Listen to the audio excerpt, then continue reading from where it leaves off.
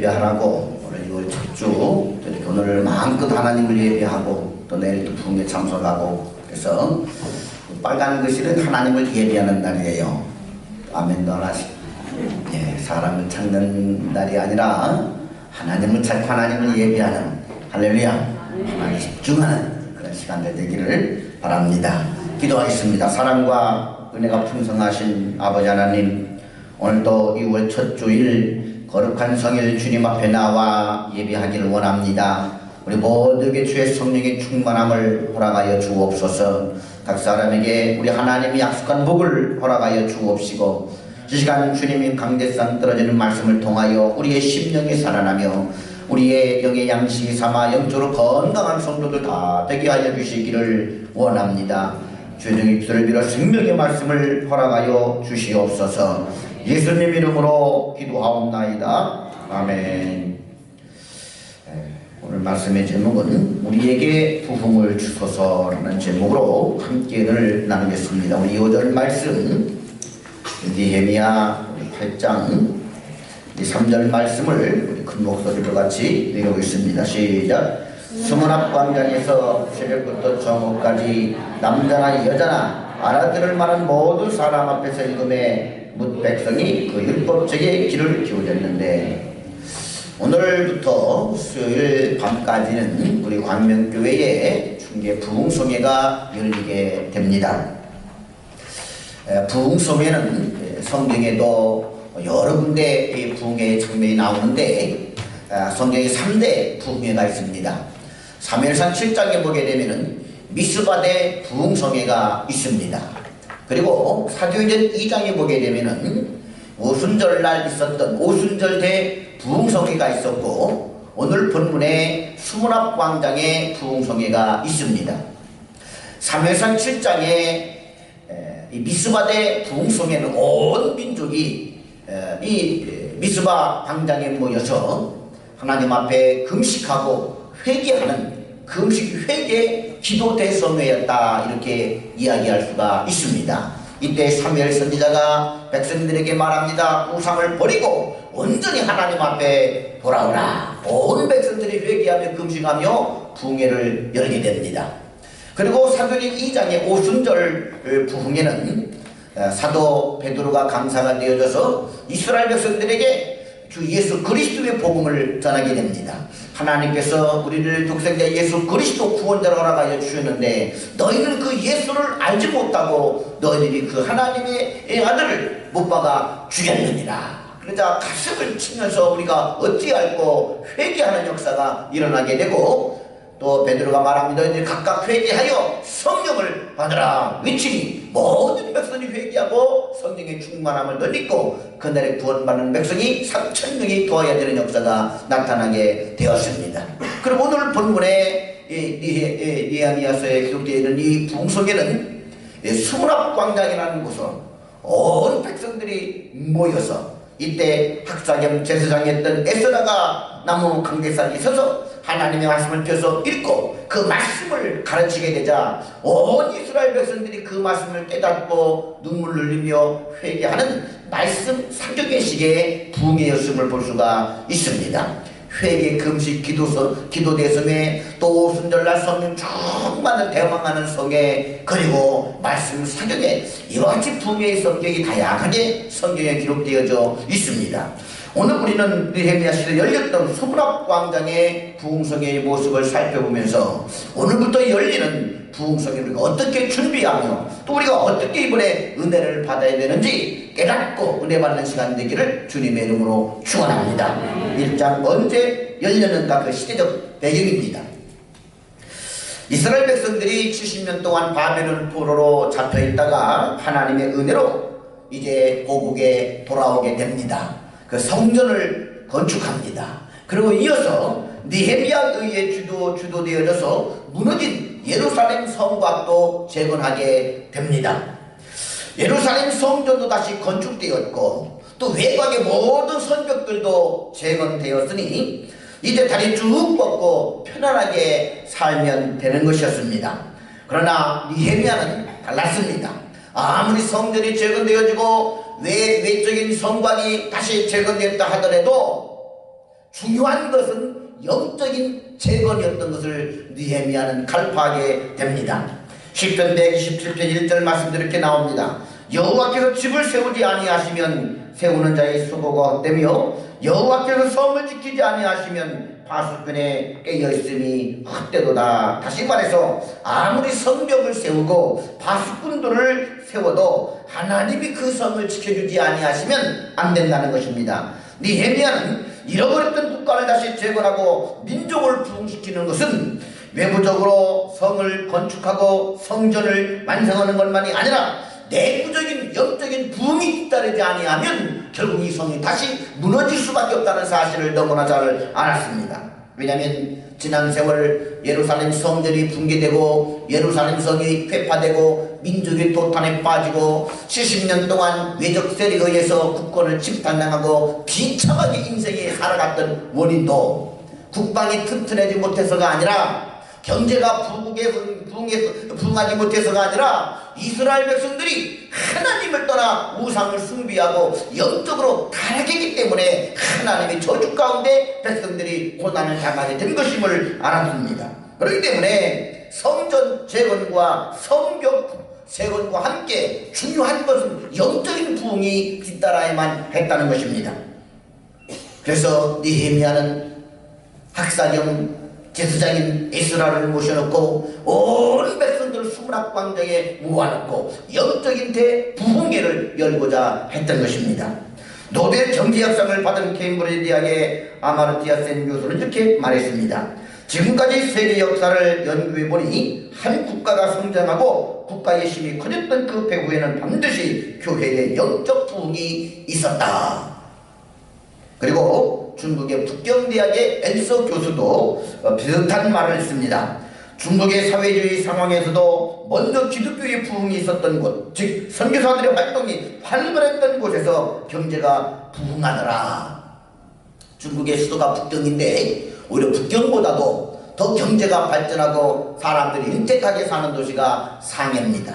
이 상해는 일찍이 선교사들이 와서 복음을 전해주 영적인 부흥이 있었던 곳입니다. 우리나라도 마찬가지지요. 60, 70년대 교회가 부흥하고 영적인 대각성이 일어나게 되자 하나님이 그 모습을 보시고 우리나라 국가에도 경제적인 부흥을 주어서 얼마나 우리 민족이 이 경제적으로 발전하는 그런 도약기를 가질 수가 있었습니까? 한마디로 말해서 영적인 부흥과 함께 경제적인 부흥도 따르게 된다는 것이지요. 오늘날 사람들이 중내합니다. 오늘 요즘 어떻게 삽니까? 그러면 그럭저럭 삽니다. 대답합니다. 또 어떻게 삽니까? 그러면 죽지 못해 삽니다. 이럽니다. 그럭저럭 죽지 못해 살고 있는 시대, 다들 어렵다 하는 시대. 그럼 우리는 왜 이렇게 어려워졌는가를 알아야 됩니다. 대통령이 실정해서도 아니고 나라 위정자들이 잘못해서도 아니고 결국은 이 나라에 깊이 들어가 보게 되면 교회의 부흥이 멈췄기 때문인 거예요. 다시 한번 예수님을 믿는 성도들의 영적인 부흥이 있어야 될 줄로 믿습니다. 각 개인마다 신앙이 부흥하기를 축원합니다. 교회마다 부흥하기를 주님의 이름으로 축원합니다. 이런 영적으로 부흥할 때에 하나님께서 왼쪽으로도 경제적인 부흥, 국방에 튼튼한 부흥을 주시는 것입니다. 우리가 이와 같은 시대에 그렇기 때문에 현충일을 띄어서 함께 부흥회를 여는 것은 정말 믿음의 우리 선배들도 우리 많은 우리 선배들이 피를 흘리며 나라를 지켜내고 이 나라 독립을 쟁취하고 이 나라 모든 공산주의 치하에서도 그들을 밀어내고 대한민국을 건설하고 오늘 우리가 있기까지 많은 피를 흘린 순국선녀들이 있습니다. 그들이 목숨으로 지키는 나라, 정말로 이 나라를 보존하고 이 나라가 윤택해지기 위해서 영적인 부흥이 따라야만 되는 것이지요. 진정한 현충일을 보내는 의미는 뭐냐? 이런 시대에 영적인 부흥을 놓고 함께 기도하고 하나님의 말씀을 듣고 이 부흥회를 통해서 영적으로 재건되어질 때 이 나라가 재건되어지고 이 나라가 다시 발전할 줄로 믿습니다. 두 번째로 말씀 앞에서 일어난 부흥이었습니다. 온 백성들은 말씀 앞에 모였습니다. 에스라가 말씀을 들고 강단에 서게 되었습니다. 그리고 말씀을 읽어내려가자 백성들은 일제히 서서 그 말씀을 듣기 시작했습니다. 일어섰다는 것은 경외함으로 그 말씀에 귀를 기울였다는 것입니다. 저들은 말씀을 받고 그 말씀을 깨닫게 되자 눈물을 흘리면서 회개하기 시작했습니다. 우리 8장 8절과 9절 말씀 같이 읽어봅니다. 시작. 하나님의 율법책을 낭독하고 그 뜻을 해석하여 백성에게 그 낭독하는 것을 다 깨닫게 하니 백성이 율법의 말씀을 듣고 다 우는지라. 할렐루야. 우리의 삶에 있어서 기준이 중요합니다. 기준이 바로 세워질 때 잘못된 곁길로 갔다가도 그 기준으로 다시 돌아오게 되어 있습니다. 집을 질 때도 기준을 잡고 수평을 잡고 그리고 집의 균형을 이루게 되어 있습니다. 모든 곳에는 기준이 필요한 것이지 우리가 생각하는 방향도 기준이 있으면 생각이 크게 다르지를 않습니다. 국회의원들이 뭔가 나라를 위한다는 한 가지 기준이 있으면 여야가 싸우다가도 나라를 위한다는 하나의 목적으로 의견을 조율해 갈 수가 있는데 각자 당리 당략이라고는 기준이 다르니까 하나가 안 되는 거예요. 가정에서도 마찬가지입니다. 아내와 남편의 의견이 충돌할 때가 있습니다. 그럴 때 뭔가 분명한 기준이 되는 말씀이 있다고 한다면 그 말씀 앞에 남편도 자기 의견을 꺾고 아내도 자기 의견을 한 수 접고 들어가서 그 기준에 맞추어서 가정을 이끌어가게 되어 있는 것입니다. 그러나 가정에 분명히 세워진 기준이 없으면 남편과 아내가 의견 충돌하게 되고 날마다 싸우게 되어지고 그 가정은 분란이 있게 마련인 것입니다. 우리에게는 모든 인생을 살아가는 기준이 되는 것이 필요해요. 그 기준이 되는 것은 무엇입니까? 절대적인 하나님의 말씀, 영원히 살아계신 인생의 생사와 주관하시는 전능자, 그 살아있는 하나님의 말씀, 이 하나님의 말씀이 가정의 기준이 되고 우리 사회의 기준이 되고 국가의 기준이 된다고 한다면 그 기준 앞에 모든 것들이 균형을 이루고 발전해 갈 수가 있는 것입니다.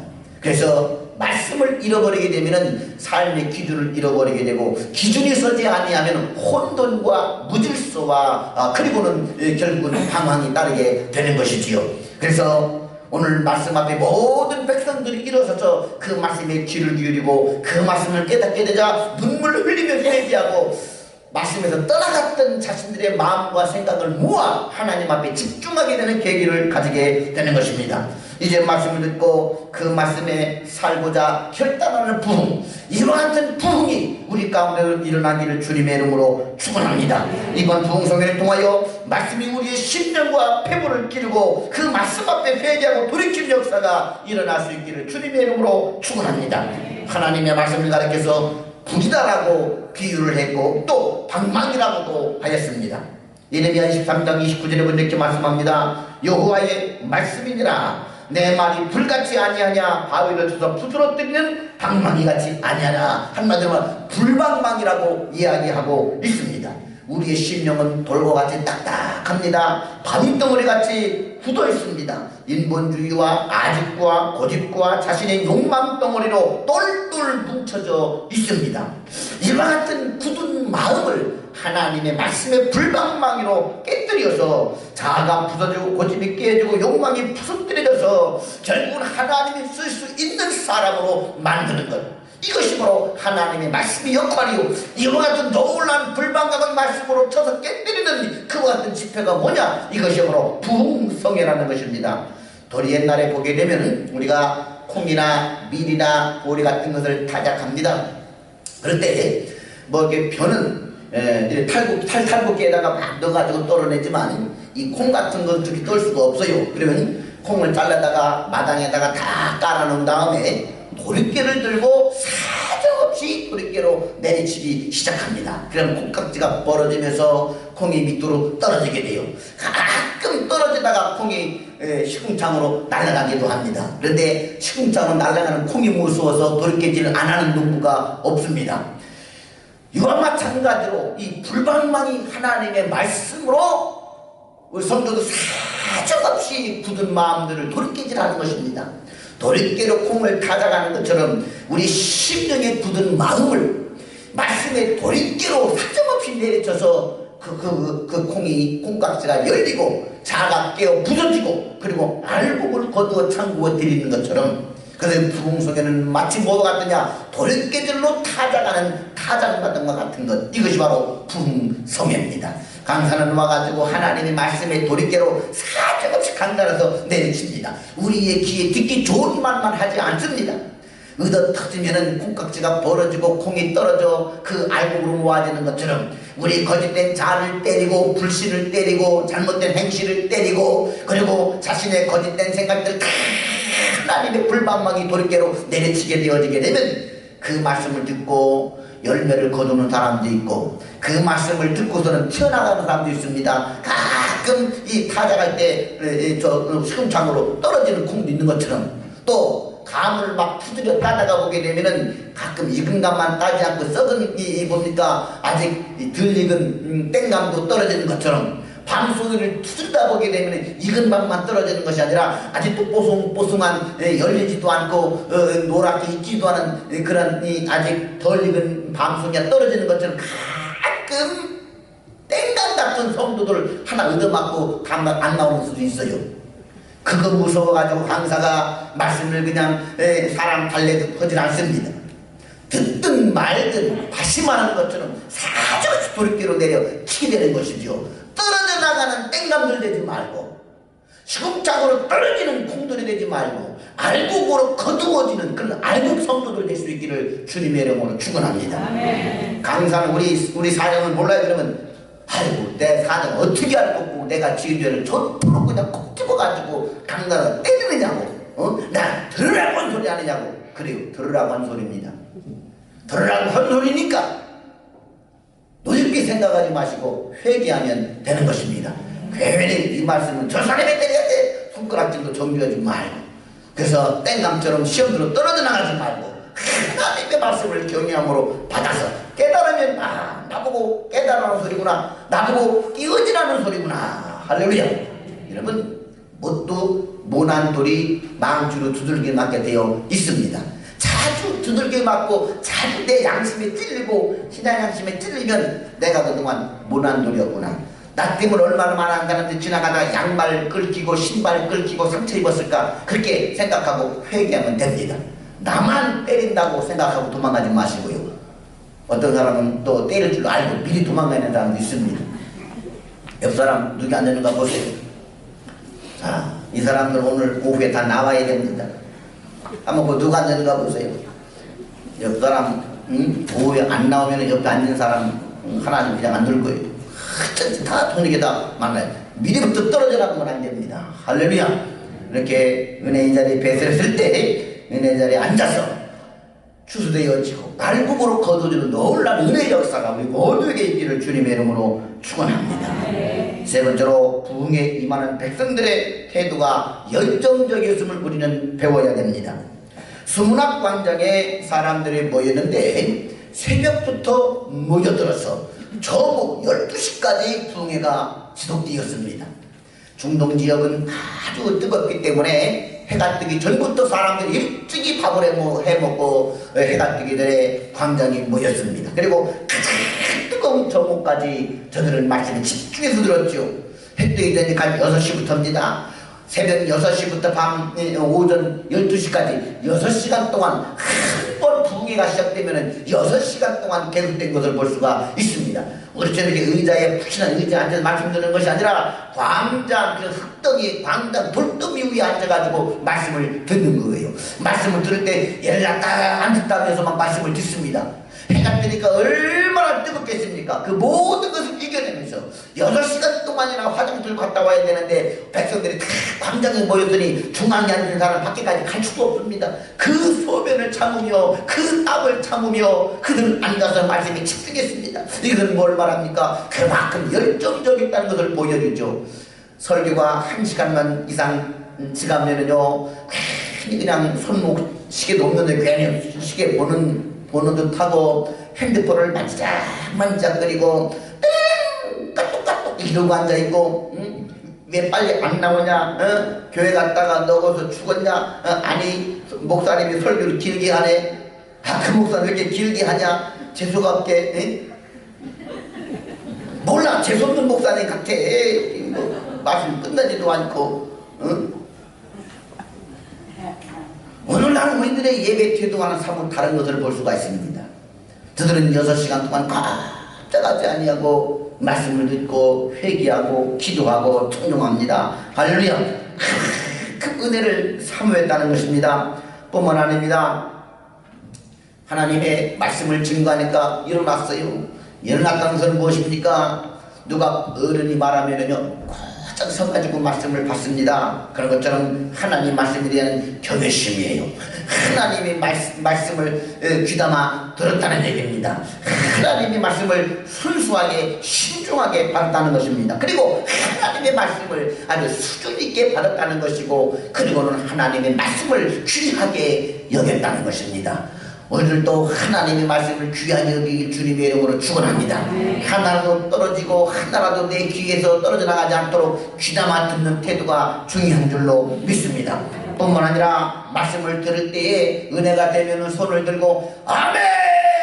아멘! 하면서 그 말씀 앞에 아멘으로 화답하면서 손을 들고서 반응했던 것을 볼 수가 있습니다. 여러분, 손을 들었다는 건 뭡니까? 항복했다는 거예요. 항복했다.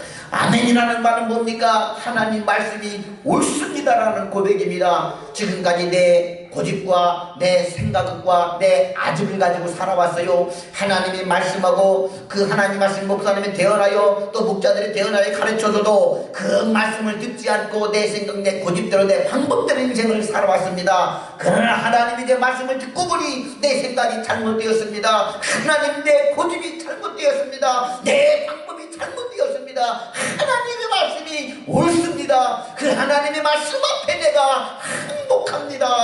할렐루야. 손을 들었다는 얘기는 하나님 앞에 행복한다는 것입니다. 하나님 행복합니다. 전부여 의지 없소서 손 들고 옵니다.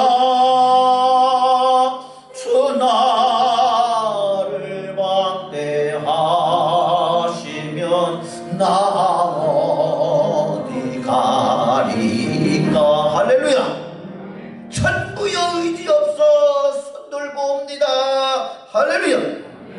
성한 가지고 진 붙들고 의지했던 것들이 많습니다. 권세도 의지했습니다. 내 학식도 의지했습니다. 내 힘도 의지했습니다.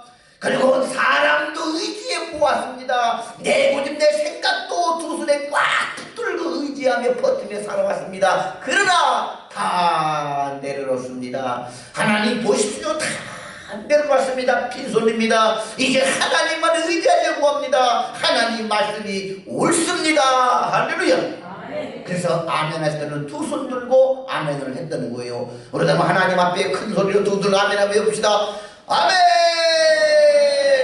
아멘! 할렐루야. 아멘을 한 번만 한 것이 두 번을 아멘 했어요. 두 번 아멘 했다는 아주 거듭거듭 고백했다는 말이에요. 또 두 번째 아멘은 또 언제 사람들이 손을 드느냐, 뭔가 환호하고 영광을 돌릴 때, 저 북한의 김정은이 나오게 되면 물개 박수를 팍 치면서 수령동지 막 환호합니다. 아이들이 엄마가 보이면 온다 손 들고 막 달려가고 환영하며 달려갑니다. 그리고 아이들 보고 엄마가 엄마한테 와 할 때 엄마한테 와 손 들면서 환영하며 아이를 안으려고 합니다. 그때 아이가 손 들다가 이렇게 하는 것을 엄마는 싫어한다는 거예요. 또 외부 아저씨 와가지고 아가이도 와서 손을 이렇게 합니다. 손을 벌리질 않아요. 손을 벌리고 듣는 거는 뭡니까? 환영하고 받아들인다는 거예요. 할렐루야. 이제 내가 하나님 말씀 앞에 행복합니다. 이제는 하나님을 환영하여 드립니다. 오셔서 내 마음의 주인이 되어주시고 내 삶의 주인이 되어주셔서 나를 다스려 주시고 나를 인도하여 주옵소서. 이제 하나님께만 영광을 돌립니다. 하나님 환영합니다. 마음껏 두 손 들어 아멘하며 주님을 받아들이는 것이지요. 그래서 아멘할 때 첫 번째 두 손을 따는 것은 뭐냐? 첫 번째 아멘은 하나님 앞에 행복합니다. 두 번째는 하나님 환영합니다. 할렐루야. 그런 의미로 하나님 말씀을 들을 때 아멘 아멘 두 번씩 말하면서 손을 들고 아멘 했다는 것이지요. 우리도 한번 두 손 들고 아멘을 크게 두 번 외쳐봅니다. 할렐루야. 아멘 아멘. 이렇게 열정적으로 말씀을 받았다는 거예요.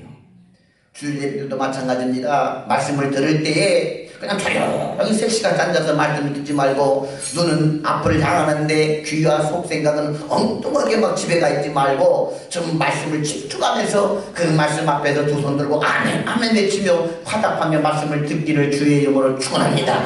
또 부흥회도 마찬가지로 앞자리에 앉아가지고 강사목사 말씀 들을 때마다 그 말씀 내 마음에 붙여오게 되면 아멘 아멘 아멘 하면서 말씀을 듣고 깨닫고 그 말씀을 가슴에 새길 수 있기를 주님의 이름으로 축원합니다.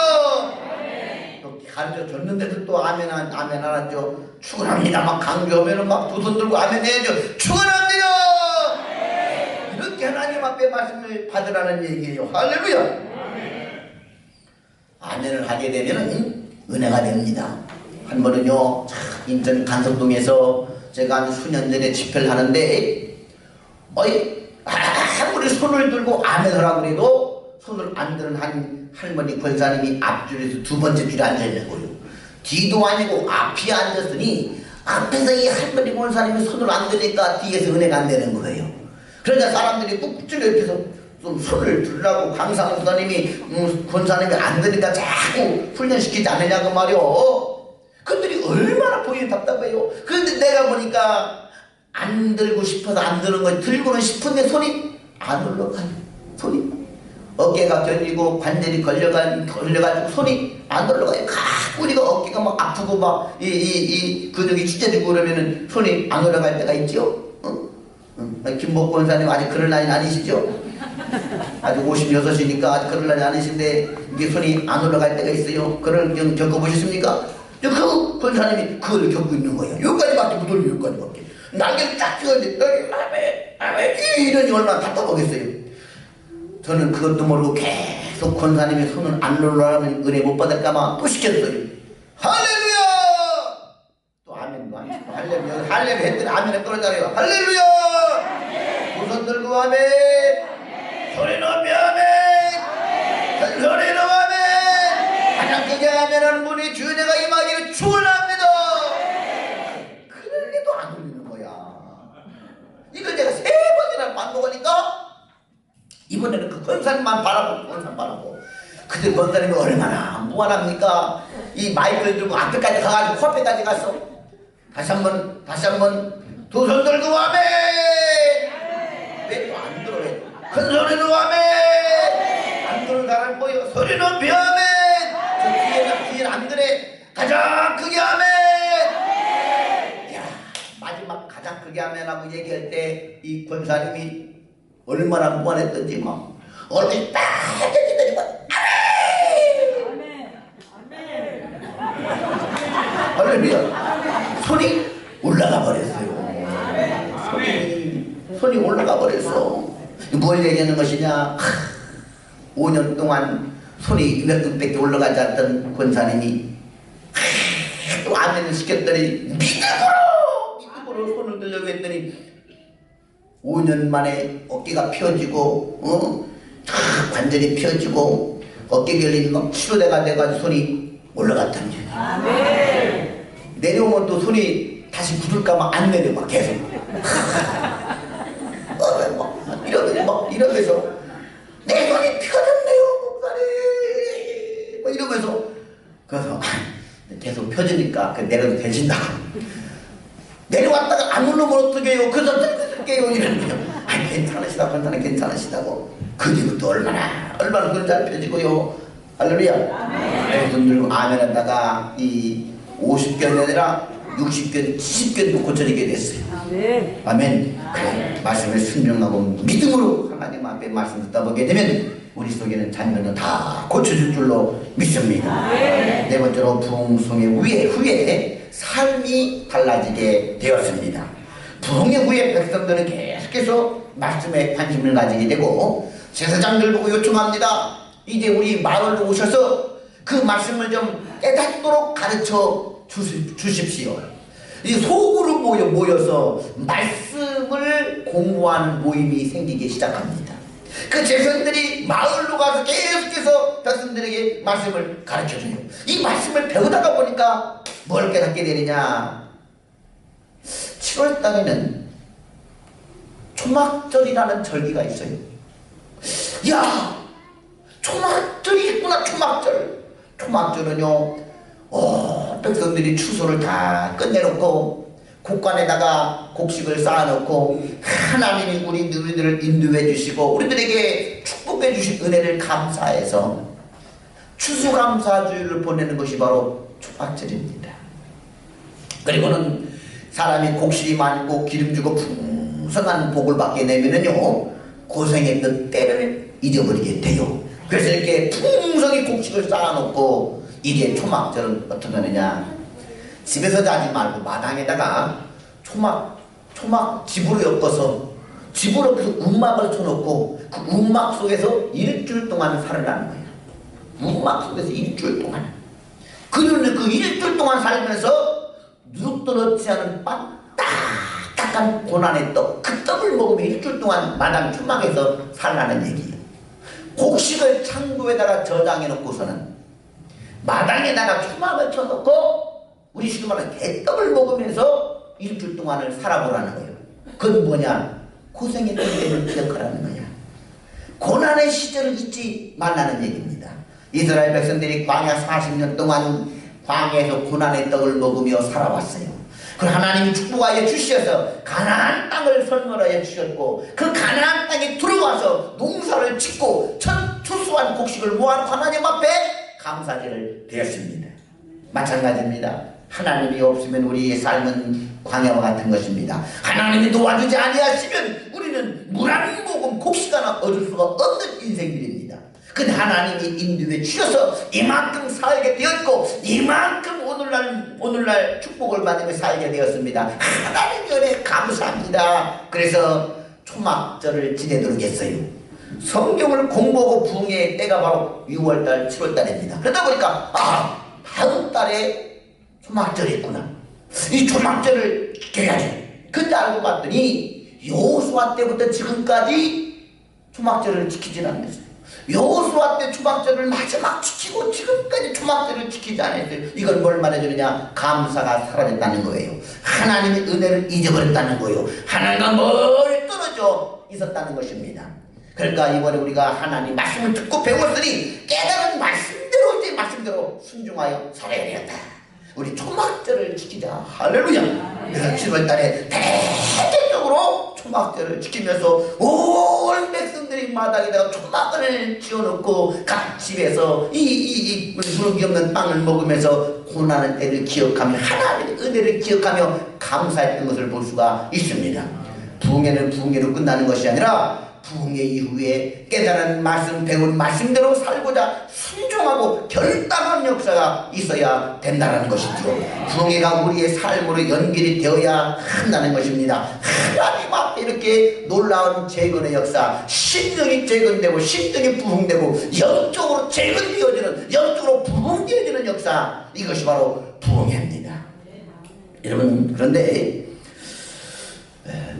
좀 이상한 사람이 있어요. 어떤 사람이 이상하냐? 복 받을 사람은 꼭 복 있는 자리에 앉지만 복을 못 받을 사람은 꼭 복을 피해 다닌다는 것입니다. 희한합니다. 평소에 잘하다가 하나님이 복을 주시려고 잔치를 만들고 축복의 시간을 만들어 놓고 이런 막 부흥회를 준비해 놓으면요, 평소에 잘하다가도 꼭 복받을 자리, 복받을 길을 보면 꼭 피해 있어요. 그래서 결정적인 순간 복을 못 받아요. 그런데 아주 축복의 사람이 있습니다. 평소에는 잘 못하가도 꼭 축복의 자리에는 꼭 참석해가지고 복을 받아요. 할렐루야. 빈덕 노는 것 같다가도 아주 축복의 시간만 되면 꼭 그 자리에 안 빠지고 그 복을 다 받는 사람이 있습니다. 제가 미국에 가보면은요, 이 미국의 성도들이 하나가 참 잘하는 게 있어요. 그건 뭐냐면, 막 급한 일 있어가지고 막 농장에서 오다가 좀 늦었어요. 또는 예언을 하다가 예배당 곁을 지나갑니다. 그러다가 자기 교회가 아니니까 지나가고 그러다가 목사님이 마침 그 시간에 축도하는 시간이에요. 그러면 지나가다가도 창문을 열고 목을 찌면 지나가다가도 목사님이 축복 기도만큼은 지나가다가도 목사님이 축도 시간만 들어가지고 축도를 받고. 근데 우리나라 성도는 이상하지 않습니다. 말씀 다 받고 마지막에 축복하면은 그때 없어져 버리고 없어요. 왜 청교도들이 그러느냐?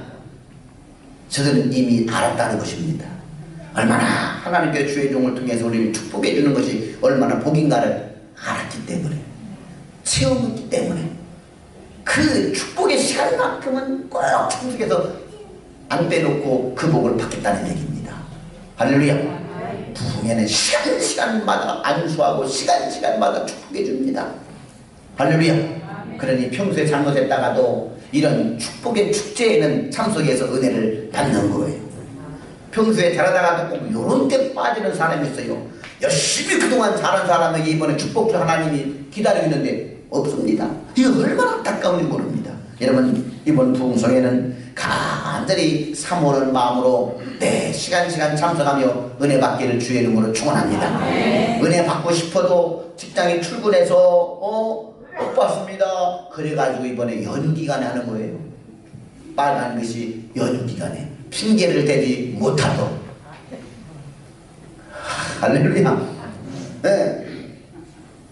오늘 예배 마치고 점심을 먹고 집에 가봤자 그냥 TV나 보고 앉아있고 집에 가봤자 개밥이나 줘요.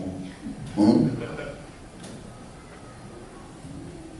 그러지 말고 우리 권사님들 또 점심 드시라고 맛있는 음식을 준비했어요. 맛있게 드시고 조금 우리 이 3층 교육관에서 의자 소파에 앉아서 좀 쉬다가 아멘. 큰 강사님이 또 말씀을 잠깐 기다마 듣고 영육간에 조그마한 축복을 받고 은혜 받는 시간. 아멘. 바빠도 이것보다 더 중요한 일이 어디 있습니까? 아무리 다른 일이 급해도 하나님 만나고 하나님 앞에 축복받고 하나님의 말씀을 듣는 것보다 바쁜 게 어디 있다는 거예요. 오늘 말 그대로 주님의 날입니다. 할렐루야. 사람이 내가 좀 사업을 좀 하려고 해요. 그런데 사업 자금이 필요하고 이 사람의 도움이 필요합니다. 친척들 친구가 다 조사해보니까 가까운 친구인데 돈 가진 친구가 없어요. 이러다 보니까 돈도 있고 좀 사이가 좀 멀어도 돈 있는 친구가 있어요. 저 친구가 도와주면 하면은 내가 이 사업을 시작할 수 있어요. 그럼 여러분 누구 찾아갑니까? 돈 없는 친한 친구 찾아가겠습니까? 친한 안 해도 돈 있는 친구를 찾아가겠습니까? 여러분 그동안 하나님과 사이가 좀 멀었어도 하나님이 가지고 있잖아요. 돈을. 또 아멘. 또 아멘. 하나님이 도와주면 되잖아요. 하나님은 권세가 있고 하나님 자금도 있으시고 거기다가 하나님 마음까지도 좋습니다. 아멘. 그러니 다른 어떤 바쁜 일보다도 하나님을 찾아 뵈야 되잖아요. 아멘. 하나님들에 뛰어야 되잖아요. 그래야 뭔가 국물이라도 얻어 먹지요. 이번 부흥성에 어떤 것보다도 집중해서 말씀을 듣고 그걸 깨닫고 축복받는 그런 시간들을 가질 수 있기를 주님의 이름으로 축원합니다. 기도하시겠습니다. 사랑과 은혜가 풍성하신 아버지 하나님,